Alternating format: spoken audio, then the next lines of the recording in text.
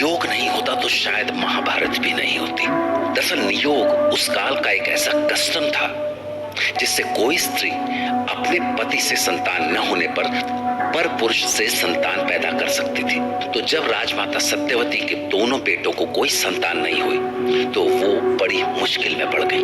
उन्हीं की संतानों के लिए भीष्म ने अविवाहित रहने का प्रण लिया था और अब उन्हीं के बेटों की गोद सूनी थी। दरअसल चित्रांगद एक लड़ाई में मारे गए थे और विचित्रवीर्य बीमारी से। तो अब माता सत्यवती को लगने लगा था कि कुरुवंश को चलाने के लिए उनके पास नियोग के अलावा और कोई रास्ता नहीं बचा। ऐसे में उन्होंने भीष्म को बुलाकर उनके सामने एक बहुत बड़ा रहस्य खोला।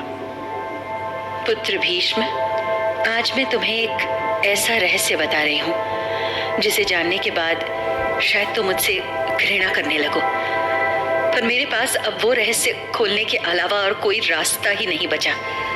क्योंकि यदि कुरु वंश ही डूब गया तो सुनो पुत्र, तुम्हारे पिता महाराज शांतनु से विवाह होने से पहले। कहिए माते, संकोच मत करिए। मैं एक दिन महर्षि पराशर को अपनी नौका से नदी पार करा रही थी। उस मधुर वातावरण में नौका विहार करते हुए महर्षि की कामना जागी और उन्होंने मेरे साथ संबंध बनाने की इच्छा प्रकट की। अपनी माता से ऐसी बात सुनते हुए मुझे ठीक नहीं लग रहा। पर मैं ये बताने के लिए विवश हूँ पुत्र। मेरे सामने कुरुवंश की रक्षा का प्रश्न है, इसीलिए तुम्हें सुनना होगा। महर्षि ने मेरे साथ संबंध बनाया, जिसके बाद मैं एक बालक की मां बनी। आज वो बालक कृष्ण द्वीप में वास करने वाला एक सिद्ध पुरुष है। परंतु आप उसके बारे में मुझसे क्यों? वो सिद्ध पुरुष तुम्हारा भाई है। संसार उसे वेद व्यास के नाम से जानता है और मैं चाहती हूँ पुत्र कि तुम उसे अंबिका और अंबालिका के साथ नियोग के लिए बुलाओ। वंश रक्षा के लिए इसके अलावा कोई उपाय नहीं है पुत्र भीष्म, कोई उपाय। भीष्म वेद व्यास का सच जानकर एक अजीब सी उलझन में पड़ गए, पर माता का आदेश था तो उन्हें न चाहते हुए भी वेद व्यास को हस्तिनापुर के राजमहल में लाना पड़ा।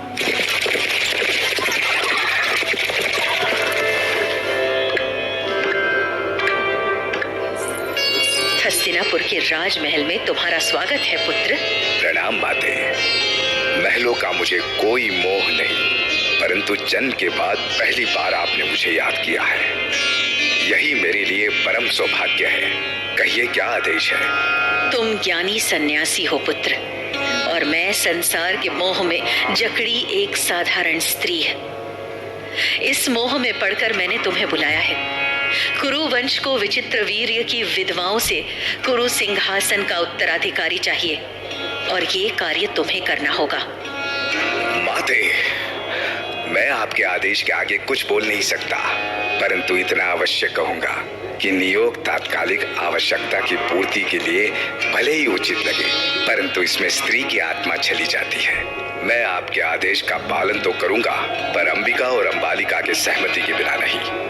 वेद व्यास महाज्ञानी जरूर थे, पर उनका रूप ऐसा था कि कोई स्त्री उन्हें देखना भी न चाहे और इस बात को सत्यवती समझती थी।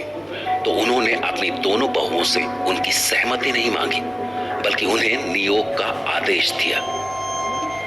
अंबा और अंबालिका, तुम दोनों कुरुवंश की बहुएं हो, इसलिए ये नियोग तुम्हारा कर्तव्य ही नहीं, मेरा आदेश भी है।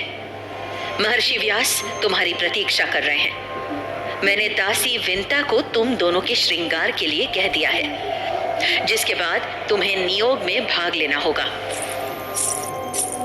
उसके बाद दासी विंता ने वेद व्यास को अंबिका के कमरे में पहुंचाया, लेकिन फिर वो हुआ जिसका डर था।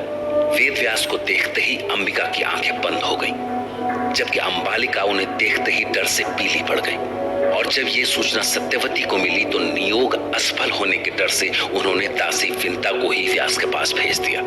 तो इस नियोग से दोनों बहुओं और दासी विंता को संतानें हुई, पर अंबिका की संतान जन्म से ही अंधी थी और अंबालिका की पीलिया से ग्रसित, जबकि विंता की संतान बिल्कुल निरोगी थी। और उन तीनों के नाम रखे गए धृतराष्ट्र, पांडु और विदुर। जय महाभारत।